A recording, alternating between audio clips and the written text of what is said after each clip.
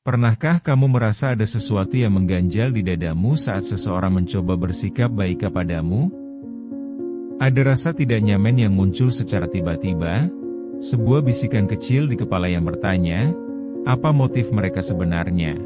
Atau kapan mereka akan berubah menjadi jahat seperti orang-orang sebelumnya? Kamu ingin membuka diri, tapi ada bagian dari dirimu yang menarikmu kembali dengan sangat kuat. Seolah-olah ada alarm bahaya yang berbunyi keras di dalam pikiranmu. Perasaan ini bukan berarti kamu jahat atau terlalu curigaan. Ini adalah reaksi alami dari jiwa yang pernah hancur berkali-kali hingga ia lupa bagaimana rasanya merasa aman. Kamu hanya sedang mencoba bertahan hidup dengan cara yang kamu tahu, membangun sebuah benteng yang sangat tinggi agar tidak ada lagi yang bisa masuk dan mengacak-acak isi hatimu.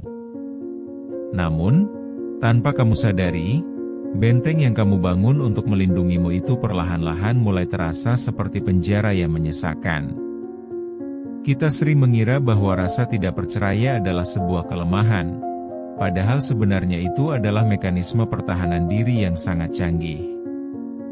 Otak kita memiliki memori yang sangat tajam terhadap rasa sakit, terutama pengkhianatan yang meninggalkan luka mendalam. Ketika kita pernah dikecewakan oleh orang yang paling kita percaya, sistem peringatan di dalam diri kita menjadi sangat sensitif terhadap segala bentuk perhatian. Setiap kali ada orang baru yang datang dengan ketulusan, otak kita tidak melihat itu sebagai peluang untuk bahagia, melainkan sebagai ancaman potensial. Kita mulai menganalisis setiap kata, mencari celah kebohongan, dan mempertanyakan setiap tindakan kecil yang terlihat terlalu baik untuk menjadi nyata. Ini adalah cara bawah sadar kita untuk memastikan bahwa kita tidak akan pernah merasakan sakit yang sama untuk kedua kalinya. Kita membangun tembok itu bukan karena kita membenci orang lain, tetapi karena kita sangat mencintai diri kita sendiri yang sudah terlalu lelah untuk terluka lagi. Tembok itu adalah bentuk kasih sayang kita kepada diri sendiri, sebuah upaya untuk menjaga sisa-sisa kepingan hati yang masih ada agar tidak semakin hancur. Kita merasa lebih aman saat berada di balik tembok tinggi, jauh dari jangkauan siapapun yang bisa menyakiti kita. Namun, ada harga mahal yang harus dibayar untuk rasa aman yang semu ini. Saat kita menutup pintu rapat-rapat agar rasa sakit tidak bisa masuk, kita juga secara tidak sengaja menutup pintu bagi cinta, kasih sayang, dan dukungan yang sebenarnya kita butuhkan. Kita menjadi terisolasi dalam kesunyian yang kita ciptakan sendiri, merasa kesepian di tengah keramaian karena tidak ada satupun orang yang bisa benar-benar menyentuh sisi terdalam kita. Ketakutan akan pengkhianatan seringkali membuat kita mendorong orang-orang baik pergi sebelum mereka sempat mengenal kita lebih jauh. Kita lebih memilih untuk mengakhiri hubungan lebih awal daripada harus menunggu saat di mana mereka mungkin akan mengecewakan kita. Kita menciptakan skenario terburuk di kepala kita, hanya agar kita tidak terkejut jika hal buruk itu benar-benar terjadi. Kondisi ini membuat kita terjebak dalam siklus yang melelahkan. Kita merindukan koneksi yang tulus, namun kita takut pada risiko yang menyertainya. Kita ingin dicintai, tetapi kita terlalu takut untuk menjadi rentan. Kita berdiri di balik tembok tinggi itu, mengintip keluar dengan penuh keraguan, sambil berharap ada seseorang yang cukup sabar untuk menunggu kita membuka pintu. Menyadari keberadaan tembok ini adalah langkah pertama untuk mulai menyembuhkan diri. Kita perlu memahami bahwa meskipun tembok itu pernah menyelamatkan kita di masa lalu, ia tidak bisa menemani kita bertumbuh di masa depan. Ada perbedaan besar antara menjaga diri agar tetap aman dan mengisolasi diri agar tidak pernah merasakan apa-apa lagi. Bayangkan saat ini ada seseorang yang mencoba memberikan perhatian kecil padamu, mungkin hanya sekadar bertanya kabar atau menawarkan bantuan tanpa diminta. Bagi orang lain, ini adalah hal biasa, namun bagimu, ini terasa seperti sebuah teka-teki yang harus dipecahkan. Kamu mulai bertanya-tanya, mengapa dia melakukan ini? Apa yang dia inginkan dariku? Atau apakah ini hanya awal dari sebuah permainan yang akan berakhir dengan air mata? Kamu merasa ada jarak yang tidak terlihat antara dirimu dan orang tersebut, meskipun kalian sedang berbicara berhadapan. Ada bagian dari dirimu yang ingin perceraian, ingin sekali merasakan hangatnya perhatian yang tulus, namun ada bagian lain yang berteriak memperingatkanmu untuk tetap waspada. Kamu merasa seperti sedang berjalan di atas lapisan es yang tipis, di mana satu langkah salah bisa membuatmu tenggelam dalam rasa sakit yang familiar. Hal ini seringkali membuatmu terlihat dingin atau tidak peduli di mata orang lain. Kamu mungkin sering memberikan jawaban singkat, menghindari kontak mata yang terlalu lama, atau tiba-tiba menarik diri saat hubungan mulai terasa terlalu dekat. Kamu tidak bermaksud menjadi kasar. Kamu hanya sedang berusaha menjaga jarak aman agar hatimu tidak kembali terancam. Ada rasa lelah yang luar biasa ketika harus terus-menerus curiga terhadap segala sesuatu. Kamu ingin bisa menerima kebaikan dengan tangan terbuka, tanpa harus merasa terbebani oleh rasa takut. Namun, memori tentang pengkhianatan masa lalu terasa begitu nyata, seolah-olah luka itu baru saja terjadi kemarin sore, meskipun waktu sudah berlalu bertahun-tahun. Kamu mungkin sering menyalahkan dirimu sendiri karena tidak bisa menjadi orang yang terbuka. Kamu merasa aneh karena tidak bisa mempercayai orang lain semudah orang-orang pada umumnya. Kamu merasa ada yang salah dengan caramu mencintai, padahal sebenarnya kamu hanya sedang mencoba melindungi apa yang tersisa dari dirimu.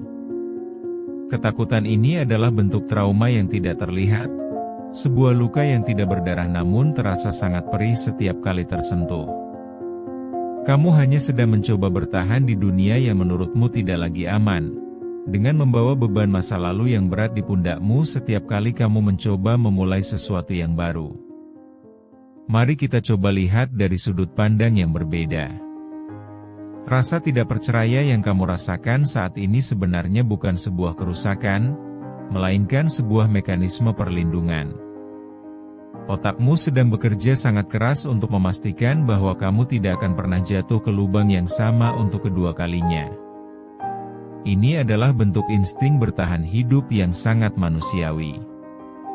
Ketika kamu merasa curiga, itu adalah cara jiwamu berkata bahwa kamu pernah terluka sangat dalam dan kamu tidak ingin mengalaminya lagi.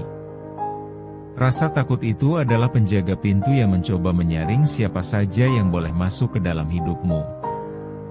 Ia mencoba membedakan mana orang yang benar-benar tulus dan mana yang hanya datang untuk singgah lalu pergi meninggalkan luka. Namun, kita perlu menyadari satu hal penting. Penjaga pintu ini terkadang menjadi terlalu ketat dalam menjalankan tugasnya. Karena terlalu takut membiarkan orang jahat masuk, ia juga melarang orang-orang baik untuk mendekat. Ia tidak lagi bisa membedakan antara ancaman nyata dan ketulusan yang murni, karena baginya, semua orang terlihat berbahaya. Inilah titik di mana perlindungan berubah menjadi isolasi. Saat kita terlalu fokus pada kemungkinan untuk disakiti, kita kehilangan kemampuan untuk merasakan kebahagiaan yang datang dari sebuah kepercayaan. Kita memang terhindar dari rasa sakit, tetapi kita juga terputus dari rasa cinta yang seharusnya bisa menyembuhkan luka-luka lama kita. Kamu tidak perlu merobohkan seluruh tembok itu dalam satu malam. Itu terlalu menakutkan dan tidak perlu dilakukan.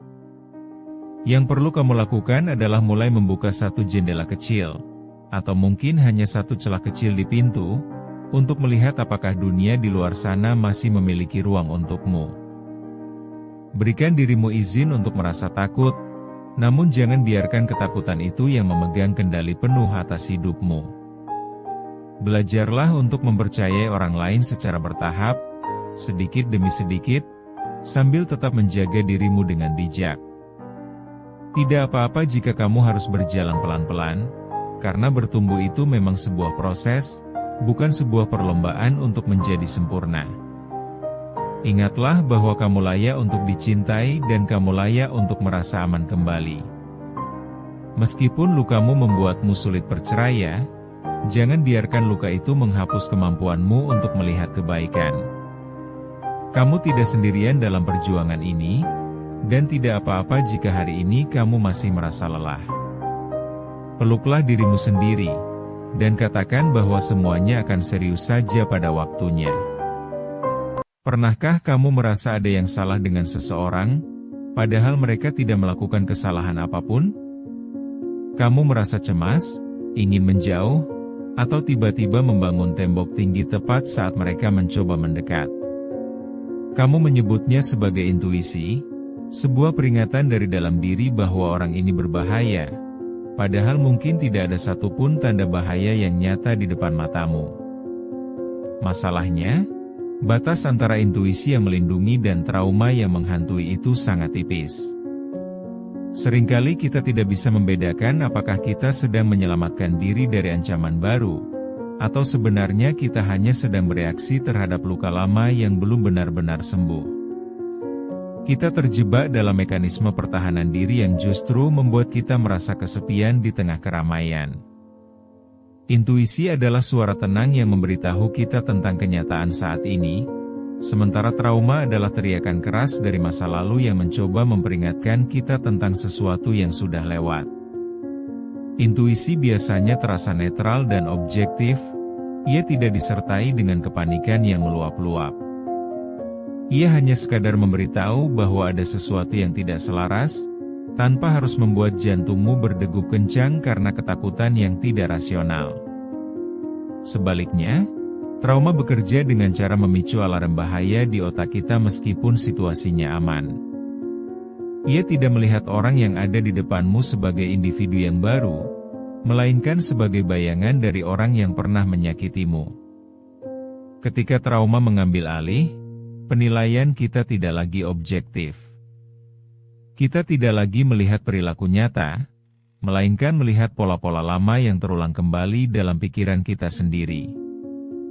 Banyak dari kita yang mengira bahwa rasa cemas yang hebat adalah bentuk perlindungan diri. Kita merasa bahwa dengan menjadi curiga kepada semua orang, kita sedang menjaga hati agar tidak hancur untuk kedua kalinya. Namun, ada perbedaan besar antara waspada dan paranoid. Waspada didasarkan pada fakta yang terlihat, sedangkan paranoid didasarkan pada ketakutan akan apa yang mungkin terjadi berdasarkan pengalaman buruk sebelumnya. Trauma seringkali menciptakan proyeksi. Kita memproyeksikan sifat buruk mantan pasangan atau luka dari keluarga kepada orang baru yang sebenarnya berniat baik. Kita melihat tanda bahaya atau red flag di tempat yang sebenarnya hanya berupa perbedaan karakter atau kecanggungan komunikasi. Hal ini membuat kita menutup pintu sebelum orang lain sempat mengetuknya. Menyadari hal ini bukan berarti kita harus mengabaikan perasaan kita sepenuhnya.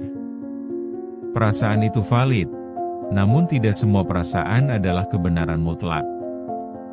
Ada ruang di antara apa yang kita rasakan dan apa yang sebenarnya terjadi.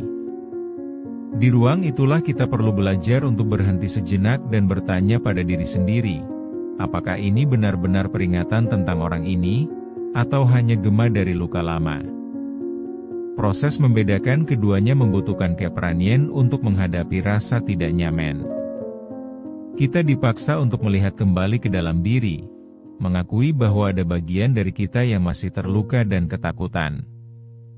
Ini adalah perjalanan untuk belajar mempercayai kembali, bukan secara buta, tetapi dengan kesadaran yang lebih utuh tentang bagaimana pikiran kita bekerja. Pada akhirnya, tujuan kita bukan untuk menghilangkan rasa takut sepenuhnya, karena takut adalah bagian dari manusia. Tujuannya adalah agar rasa takut itu tidak lagi memegang kendali atas hidup kita. Agar kita bisa membedakan mana tembok yang harus tetap berdiri untuk melindungi diri, dan mana tembok yang harus mulai diruntuhkan agar kita bisa kembali merasakan hangatnya koneksi manusia. Bayangkan kamu sedang berbincang dengan seseorang yang baru kamu kenal. Dia melakukan sesuatu yang sederhana, mungkin dia lupa membalas pesanmu selama beberapa jam, atau nadanya sedikit berubah saat membicarakan sesuatu. Tiba-tiba, Ada rasa sesak di dadamu. Pikiranmu mulai berlari kencang, menyimpulkan bahwa dia akan meninggalkanmu, atau dia sebenarnya tidak peduli padamu, sama seperti orang-orang di masa lalumu. Dalam momen itu, kamu merasa sedang mendapatkan peringatan. Kamu merasa bahwa ini adalah tanda bahaya yang nyata. Kamu mulai mencari-cari kesalahan lain dari orang tersebut untuk membenarkan rasa cemasmu. Kamu merasa bahwa menjauh adalah satu-satunya cara untuk tetap aman, karena kamu tidak ingin merasakan sakit yang sama untuk kesekian kalinya.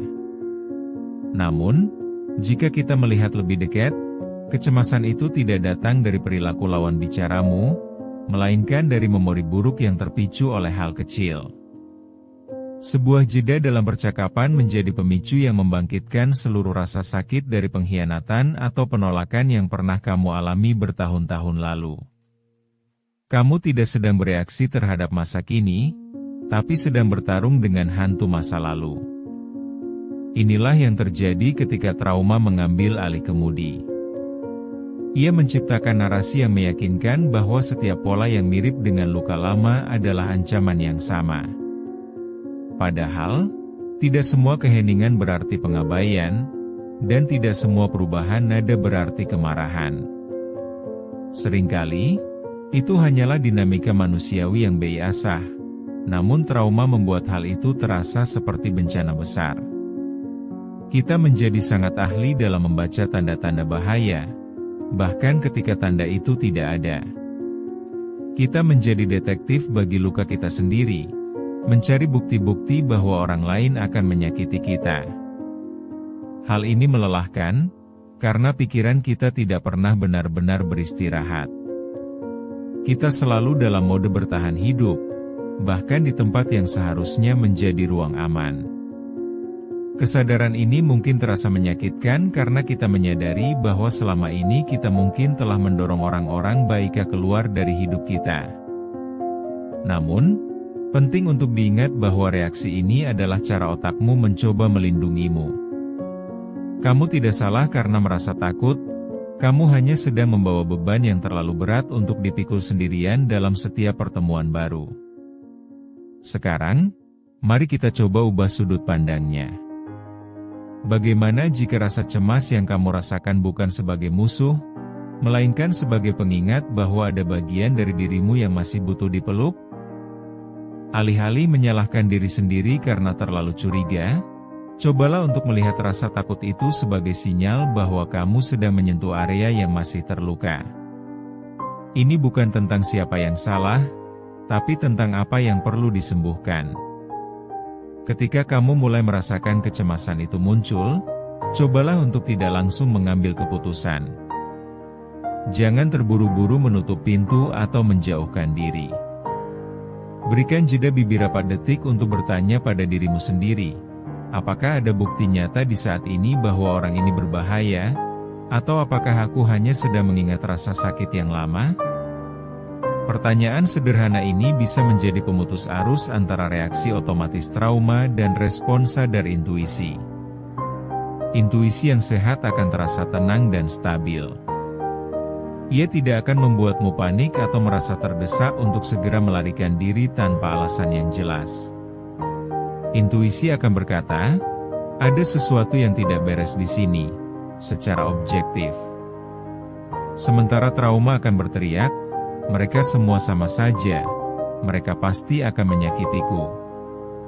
Perbedaan antara ketenangan dan kepanikan adalah kunci untuk mengenali mana yang benar-benar peringatan dan mana yang hanya proyeksi. Dengan belajar membedakan keduanya, kamu sebenarnya sedang mengambil kembali kendali atas hidupmu. Kamu tidak lagi menjadi tawanan dari pengalaman burukmu. Kamu mulai menyadari bahwa meskipun masa lalumu nyata, masa lalumu bukanlah masa depanmu. Orang baru yang hadir di hidupmu tidak memikul tanggung jawab atas luka yang diberikan oleh orang sebelumnya. Membuka diri kembali setelah terluka memang terasa menakutkan, seperti berjalan di atas pecahan kaca. Namun, kamu tidak perlu berlari. Kamu bisa mulai dengan langkah-langkah kecil yang sehat. Mulailah dengan memberikan kepercayaan dalam dosis kecil, lalu lihat bagaimana orang tersebut meresponnya. Kamu tidak harus memberikan seluruh hatimu sekaligus, cukup berikan ruang kecil untuk melihat apakah mereka layak mendapatkan tempat yang lebih besar. Belajarlah untuk berkomunikasi tentang ketakutanmu jika kamu merasa cukup aman. Mengatakan bahwa aku sedang merasa cemas karena pengalaman masa laluku, bukan karena apa yang kamu lakukan, bisa menjadi jembatan yang sangat kuat. Ini memberikan kesempatan bagi orang lain untuk memahamimu, sekaligus melatih dirimu untuk jujur pada perasaanmu sendiri tanpa harus merasa malu atau lemah. Ingatlah bahwa bertumbuh itu adalah proses, bukan lomba. Tidak apa-apa jika hari ini kamu masih merasa ragu, atau jika besok kamu kembali merasa takut. Yang terpenting adalah kamu tidak lagi menyerah pada dirimu sendiri. Teruslah belajar membedakan antara tembok yang melindungimu dan tembok yang mengurungmu, karena kamu layak untuk merasa aman sekaligus dicintai kembali. Pernahkah kamu merasa bahwa membangun tembok di sekeliling hatimu adalah satu-satunya cara untuk tetap selamat? Kamu merasa bahwa dengan menutup diri, tidak akan ada lagi orang yang bisa masuk dan mengacak-acak perasaanmu sampai berantakan. Kamu memilih untuk tidak percaya pada siapapun, bukan karena kamu membenci mereka, tapi karena kamu terlalu lelah untuk merasakan sakit yang sama untuk kedua atau ketiga kalinya. Namun, di balik tembok tinggi yang kamu bangun itu, ada rasa sepi yang perlahan mulai menggerogoti. Kamu merindukan koneksi, kamu merindukan rasa aman saat bercerita, tapi rasa takutmu jauh lebih besar daripada keinginanmu untuk kembali terbuka. Kamu terjebak dalam dilema antara ingin dicintai namun terlalu takut untuk percaya, seolah-olah memberikan kepercayaan kepada orang lain adalah sebuah pertaruhan yang terlalu berisiko untuk diambil saat ini. Kita sering mengira bahwa penyembuhan adalah garis lurus yang membawa kita dari rasa sakit menuju kebahagiaan secara instan. Kita ingin luka itu hilang dalam semalam, dan kita ingin kemampuan untuk percaya kembali muncul secara otomatis begitu kita merasa sudah cukup kuat. Padahal, proses menyembuhkan hati tidak pernah bekerja seperti itu. Ada hari-hari di mana kamu merasa sudah bisa menerima segalanya. Namun ada hari lain di mana satu kata kecil dari seseorang bisa memicu kembali trauma lama yang kamu kira sudah terkubur dalam. Memberi izin pada diri sendiri untuk merasa rentan kembali adalah bagian tersulit dari proses ini. Menjadi rentan berarti mengakui bahwa kita tidak memiliki kendali penuh atas tindakan orang lain. Ini berarti menerima kenyataan bahwa ada kemungkinan kita akan kecewa lagi. Namun, jika kita terus menolak untuk menjadi rentan, kita sebenarnya tidak sedang melindungi diri, melainkan sedang memenjarakan diri dalam ketakutan yang kita ciptakan sendiri. Kepercayaan bukanlah sebuah saklar lampu yang bisa dinyalakan atau dimatikan dalam sekejap. Kepercayaan adalah sebuah jembatan yang dibangun bata demi bata, dengan sangat hati-hati dan penuh pertimbangan. Kita tidak perlu terburu-buru untuk langsung percaya sepenuhnya kepada seseorang. Tidak apa-apa jika kamu ingin memulai dengan langkah yang sangat kecil, karena yang terpenting bukan seberapa cepat kamu percaya, melainkan keberanianmu untuk mencoba membuka pintu itu sedikit saja. Banyak dari kita yang salah mengartikan kepercayaan sebagai jaminan bahwa orang lain tidak akan pernah menyakiti kita. Kita mencari kepastian mutlak sebelum berani membuka hati. Padahal, dalam hubungan antar manusia, kepastian mutlak itu tidak pernah ada. Tidak ada kontrak yang bisa menjamin seseorang akan selalu setia atau selalu jujur selamanya. Mencari kepastian seperti itu hanya akan membuat kita terus bersembunyi di balik tembok yang kita bangun. Filosofi baru yang perlu kita tanamkan adalah bahwa kepercayaan sebenarnya bukan tentang keyakinan bahwa orang lain tidak akan menyakiti kita. Kepercayaan yang dewasa adalah keyakinan bahwa apapun yang terjadi nanti, kita akan serius saja. Kita percaya pada kemampuan diri sendiri untuk bertahan, untuk bangkit, dan untuk menyembuhkan diri jika suatu saat luka itu datang kembali. Fokusnya bukan lagi pada perilaku orang lain, melainkan pada kekuatan internal kita sendiri. Saat kita mulai menggeser sudut pandang ini, beban di pundak kita akan terasa lebih ringan. Kita tidak lagi merasa terbebani untuk mengawasi setiap gerak-gerik orang lain agar tidak dikhianati. Kita mulai menyadari bahwa rasa sakit adalah bagian dari risiko menjadi manusia. Namun rasa sepi karena menutup diri adalah harga yang terlalu mahal untuk dibayar. Kita belajar bahwa menjadi terbuka adalah sebuah pilihan sadar untuk tetap hidup dengan utuh. Pada akhirnya, belajar percaya lagi adalah tentang berdamai dengan ketidakpastian. Ini adalah perjalanan pulang menuju diri sendiri, di mana kita menyadari bahwa luka masa lalu tidak seharusnya menjadi penentu masa depan kita. Kita boleh berjalan pelan, kita boleh ragu, tapi kita tidak boleh berhenti mencoba untuk melihat sisi baiknya dari manusia lain, karena di luar sana, masih ada hati yang tulus yang juga sedang menunggu untuk dipercaya. Bayangkan kamu memiliki sebuah rumah di dalam hatimu, dan setelah badai besar menghantam, kamu memutuskan untuk mengunci semua pintu dan jendela rapat-rapat. Kamu memasang gembok yang kuat dan memastikan tidak ada celah sedikit pun bagi siapapun untuk masuk.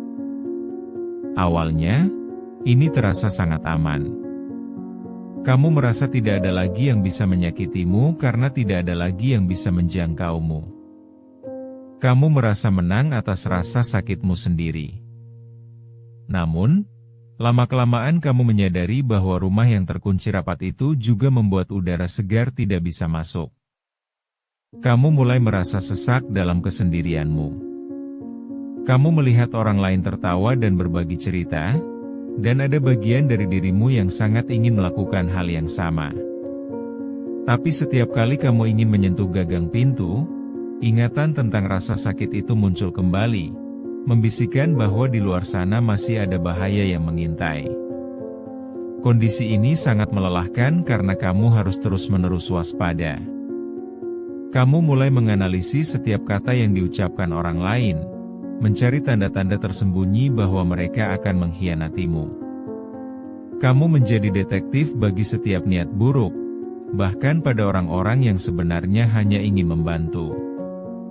Pikiranmu bekerja terlalu keras untuk melindungi sesuatu yang sebenarnya sudah hancur sejak lama. Seringkali kita tidak sadar bahwa luka kita telah berubah menjadi penjaga pintu yang terlalu protektif.